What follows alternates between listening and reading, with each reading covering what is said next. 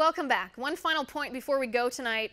Charlottesville was the largest white supremacist rally in our nation in the past 20 years. The largest. And a couple hundred people showed up. One, maybe 200, 300 people.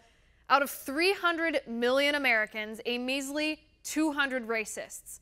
That's all. More people attend the annual Furries Convention every year. These racists, despicable as they are hardly more than a minority fringe in our country. Yet the mainstream media, they love to exaggerate, don't they? White supremacism is the new face of the Republican Party, they say. Anybody who voted for Donald Trump has secret white supremacist sympathies. Wrong. A couple hundred losers showed us their ugly souls this weekend. More people have belonged to NAMBLA, the group that openly advocates for pedophilia between grown men and young boys, than marched with racists in Charlottesville.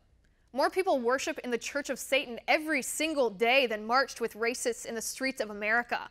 More Americans bought Lil Yachty's rap album, where he glorifies violence and disrespect against women and calls for open fire against the police, than marched with racists in the streets of America. More Muslims in America support honor killings of their own family members than marched with racists in the streets of America. More doctors, more parents, more religious leaders are complicit in inflicting female genital mutilation on women and young girls than marched with racists in the streets of America. More members of Congress, our representatives, stayed silent when a state senator from Missouri called for Trump's assassination than marched with fringe racists in the streets of our country.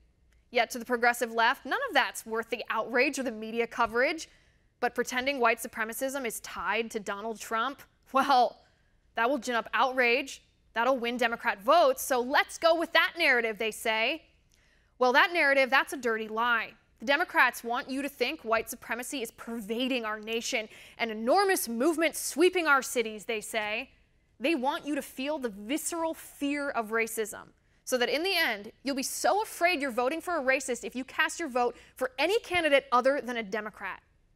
The truth scares liberals, because the truth is, a couple hundred racists, a pathetic fringe minority, a smattering of losers with evil, racist worldviews, they don't represent anything other than their own twisted mentality. And their numbers are more measly than the numbers of child sex traffickers in our nation. If anybody tells you otherwise, they're lying to you. And that's my final point tonight. You can reach me on Twitter at Liz_Wheeler. If you liked the show, please send me an email at oann.com/contact. In the meantime, catch us here tomorrow at 9 p.m. Eastern. And until then, have a good night.